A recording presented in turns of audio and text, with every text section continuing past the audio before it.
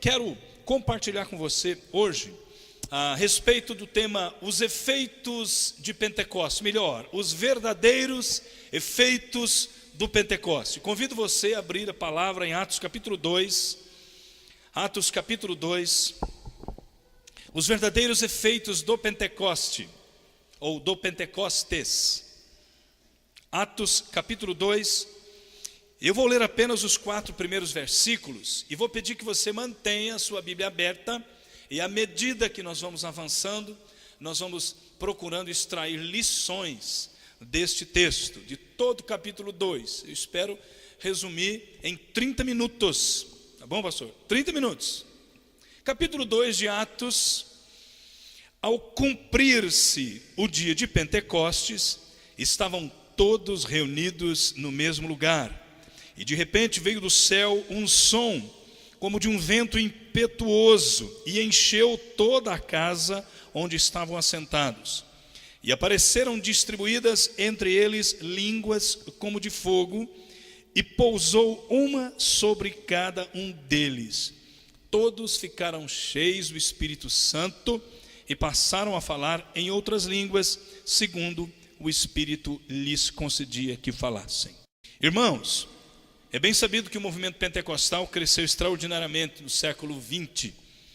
Derramou-se ali, segundo os estudiosos pentecostais, no começo do século, na Rua Azusa, e a partir daquele evento, então, o movimento se espalha e chega ao Brasil em 1910, na verdade 1912, com a Assembleia de Deus lá no Pará. Mas não quero falar sobre o movimento pentecostal, sobre os desdobramentos sobre o movimento, a respeito do movimento pentecostal, e muito menos a respeito de como nós devemos tratar o movimento pentecostal.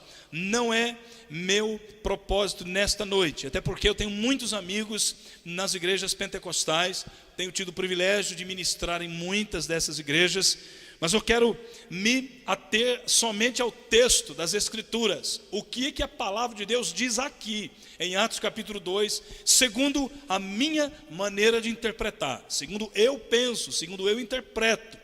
Pode ser que outro obreiro apareça aqui e diga, olha, não foi bem assim que nós vimos. Mas eu quero, em nome de Jesus, ser fiel ao texto.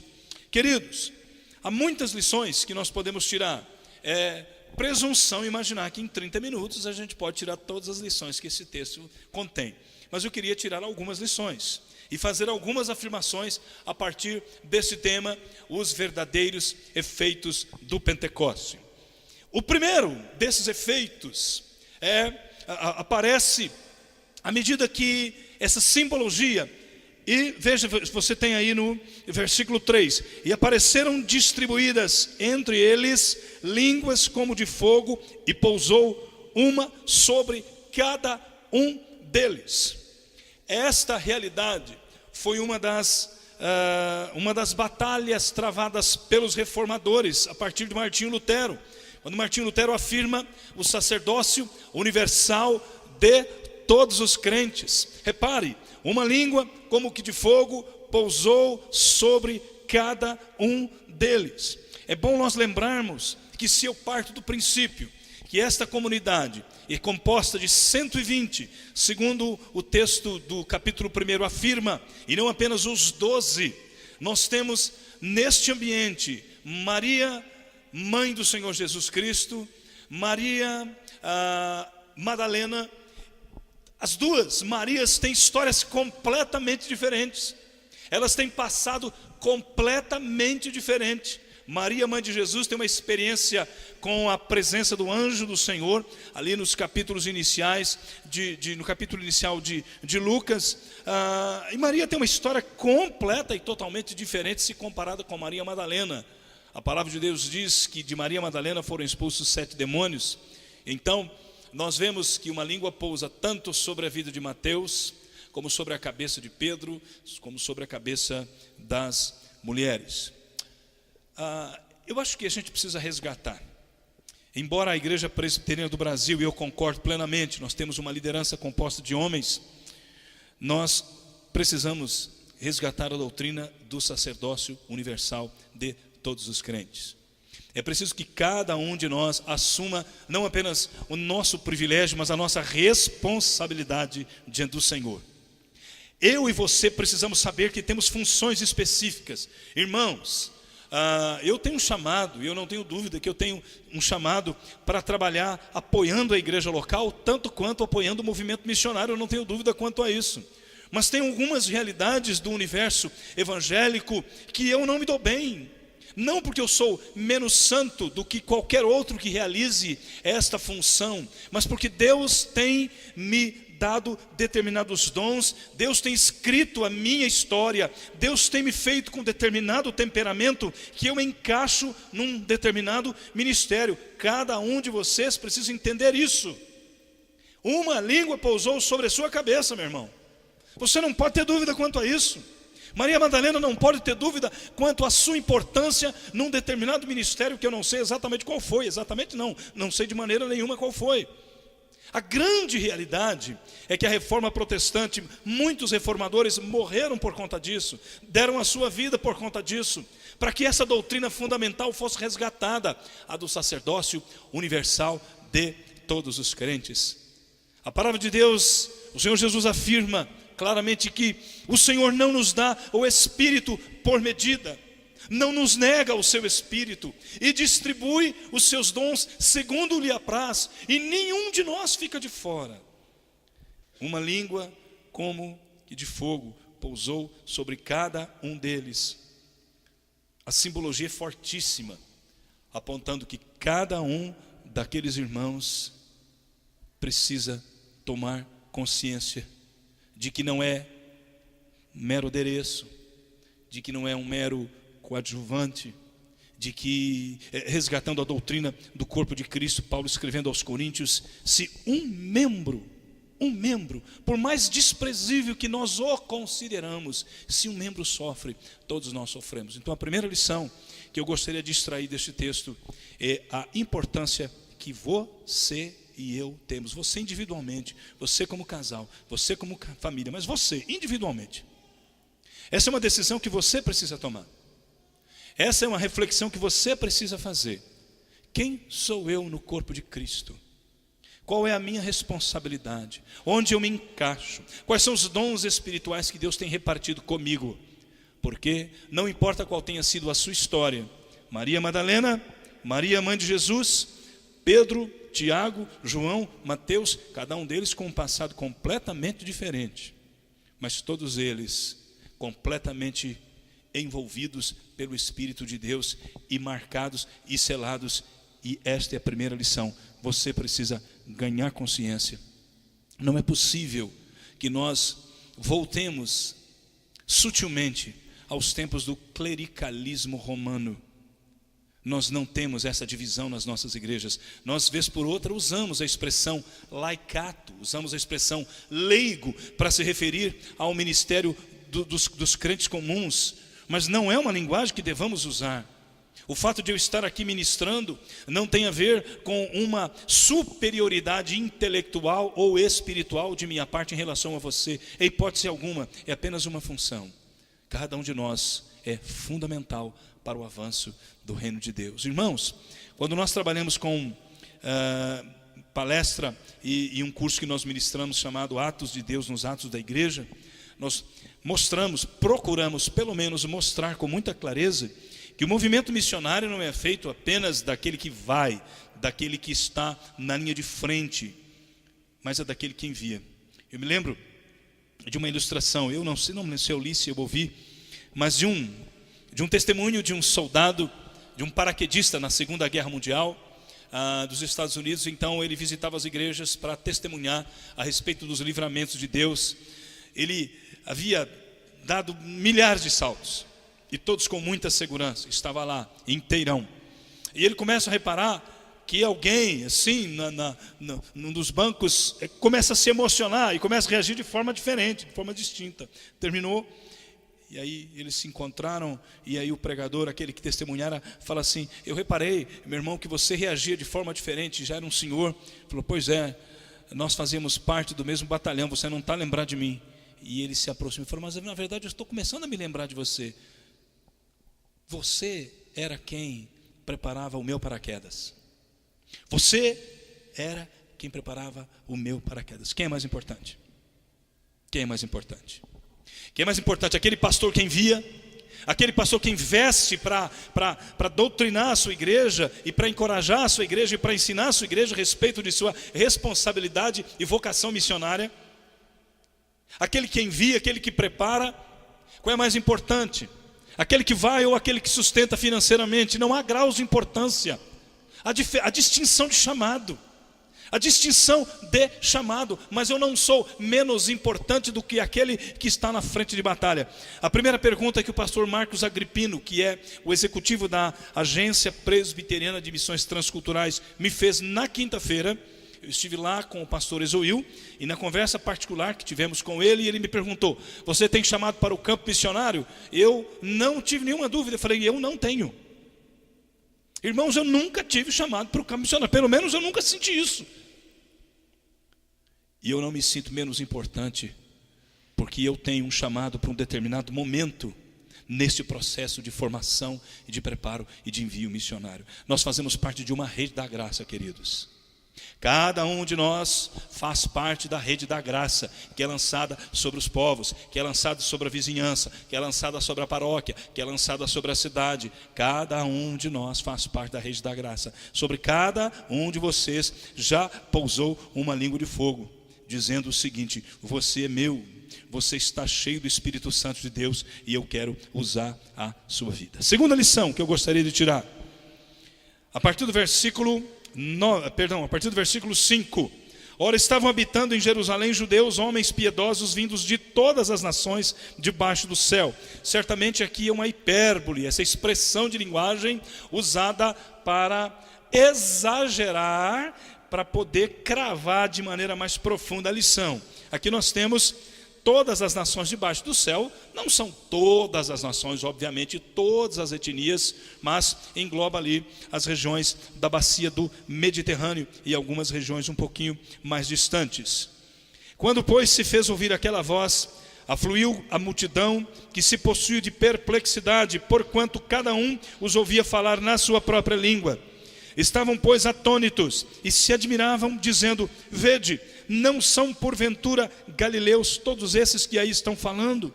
E como os ouvimos falar cada um em nossa própria língua materna? Somos partos, medos, elamitas, e naturais da Mesopotâmia, Judéia, Capadócia, Ponto, Ásia, Frígia, Panfilha, Egito e das regiões da Líbia, nas imediações de Cirene, e romanos que aqui residem, tanto judeus como prosélitos, cretenses, arábios. Como os ouvimos falar em nossas próprias línguas as grandezas de Deus? Queridos, a segunda lição que eu tiro, um dos efeitos do Pentecoste, um dos efeitos do verdadeiro Pentecoste, como vimos, é lhe assegurar como és importante no reino de Deus, como Deus deseja usar a sua vida, como o Espírito Santo vem sobre a sua vida, não apenas para confirmar a sua eleição, mas para lhe habilitar, capacitar para toda boa obra e para os ministérios que Deus tem preparado. O segundo efeito de Pentecoste é mostrar claramente para os discípulos em Jerusalém que Deus poderia ter usado falar em aramaico ou falar em grego, línguas conhecidas na época, mas resolve usar desse fenômeno, que é um fenômeno de fala, fenômeno de audição. Não vou aqui discutir se é uma coisa ou se é outra, mas a grande verdade é que há uma variedade de línguas, dizendo o seguinte: o evangelho não é propriedade de judeu. O evangelho não precisa ficar enclausurado, embalsamado numa determinada cultura. O evangelho não é patrimônio, não é monopólio de uma cultura, não é monopólio de uma nação. O evangelho é privilégio de todas as nações. Reparem que o versículo 5 diz: todas as nações debaixo do céu. Outra simbologia, implicando que o evangelho precisa necessariamente ser proclamado a todas as nações da terra.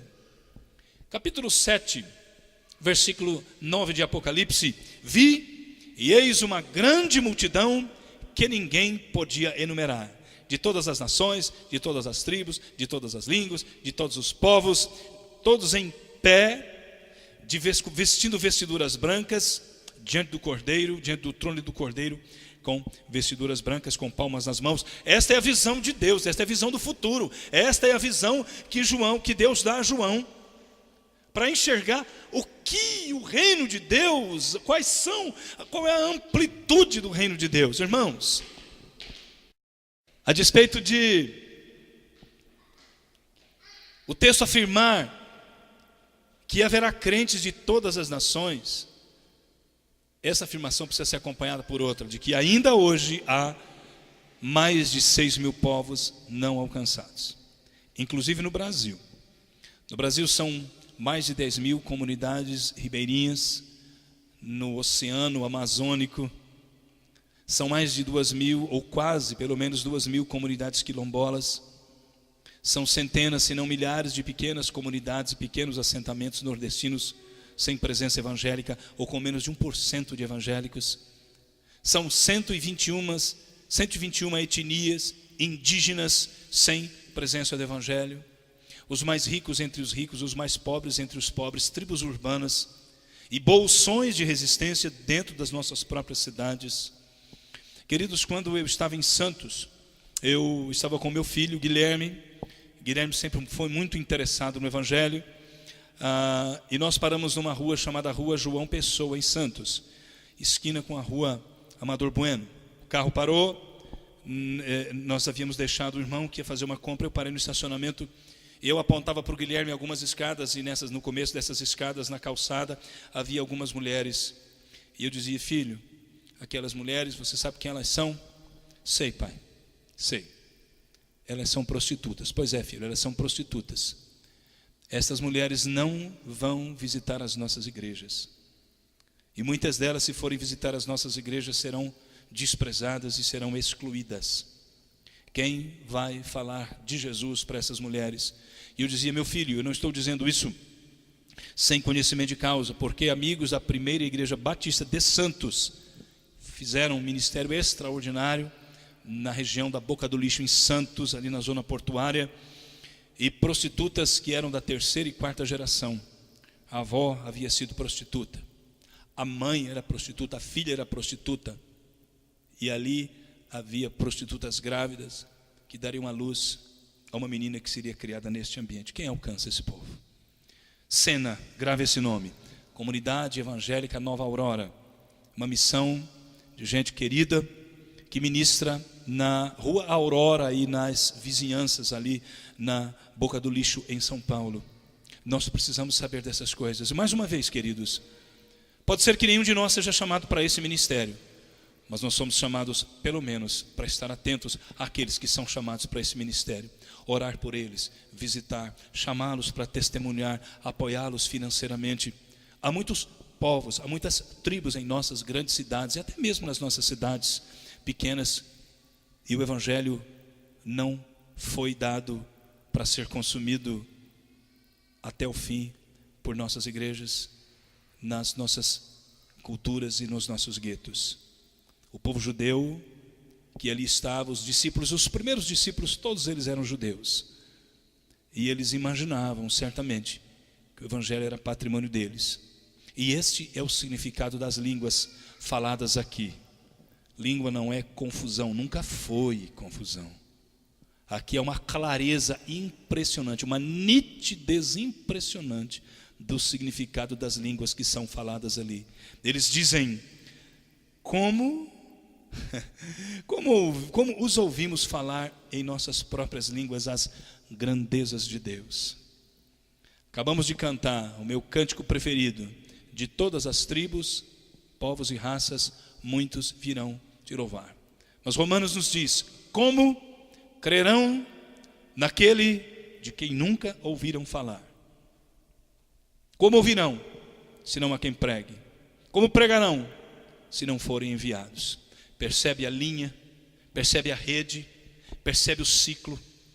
Nós não podemos ignorar que um dos efeitos de Pentecoste é mostrar a nossa responsabilidade. O evangelho vai ser pregado a todos os povos, e nós precisamos certamente fazer parte deste grupo. Uma terceira lição, queridos, eu quero me dirigir agora especialmente a você que é líder da igreja, pastor, aos presbíteros, ao conselho da igreja. Repare no versículo 14: então Pedro com os 11 Então se levantou Pedro com os 11 e erguendo a voz, advertiu-os nesses termos: varões judeus e todos os habitantes de Jerusalém, tomai conhecimento disto e atentai nas minhas palavras. O terceiro efeito de Pentecoste, o terceiro efeito do verdadeiro Pentecoste é levantar uma liderança. É levantar uma liderança corajosa. Lembre-se, este homem chamado Pedro, Cefas, seu nome em hebraico, este homem se acovardou e negou Jesus por 3 vezes. E agora é ele que se levanta. E ele não se levanta sozinho. Aqui nós temos o exemplo mais nítido para mim de liderança compartilhada. Ele se levanta com os 11. É Pedro quem fala, mas os 11 estão em volta dele. É Pedro quem expõe, mas os outros estão em volta dele. É Pedro quem retoma o Antigo Testamento para expor, mas os 11 estão em pé diante dele. É impressionante como nós brigamos por coisas tão pequenas. Na reunião do Supremo Concílio, quanto tempo nós gastamos para discutir se a pomba fica na sarça, se tira a pomba da sarça. Meu Deus, ninguém discutindo se a igreja deve se chamar comunidade, se não deve se chamar comunidade. Não estou dizendo que não são questões que não devam ser discutidas, mas não há discussão a respeito de quantas igrejas temos plantado. Se a liderança eu tento imaginar a cena, se quando o presidente do Supremo Concílio, Roberto Brasileiro, num determinado momento fala, há lá uma discussão, pastor Ezuel há de se lembrar, há lá uma discussão, não, sobre sínodo, sobre distância de sínodo, se deve ser 5 presbitérios para criar um sínodo, 2 presbitérios, 50 presbitérios, 1 presbitério, e aí não, porque um fica distante, 700 quilômetros daqui e dali. Ele diz o seguinte: irmão, vamos plantar a igreja, vamos plantar a igreja, vamos plantar a igreja. Vamos plantar a igreja.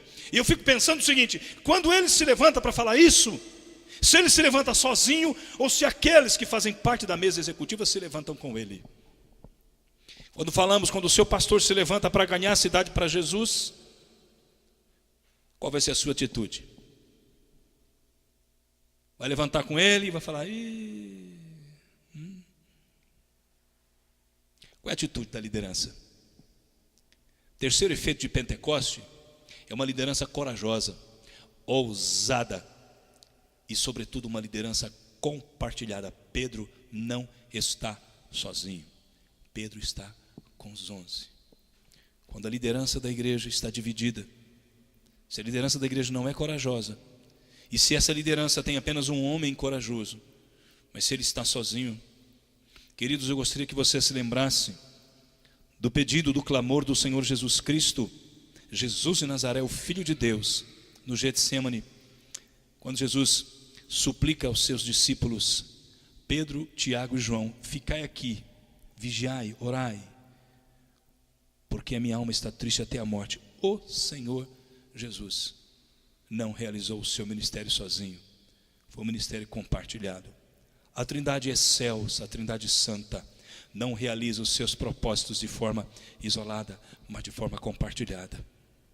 Enquanto a liderança de nossas igrejas não se quebrantar diante do Senhor e não for envolvida, não for tomada, não for encharcada, não for lambuzada por esse sentimento e por esse espírito que encoraja e que agrega, nós teremos muitas dificuldades para avançar. Eu quero encerrar, porque nós temos tantas outras lições. Primeiro efeito, nós lembramos o sacerdócio universal de todos os crentes. Segundo efeito, o evangelho não é privilégio de uma etnia, de uma cultura, de uma igreja, mas de todas as nações. As línguas têm efeito missionário. Pentecoste é Pentecoste missionário, porque o Espírito de Deus é missionário. Terceiro efeito de Pentecoste é levantar uma liderança forte, ousada, agregada.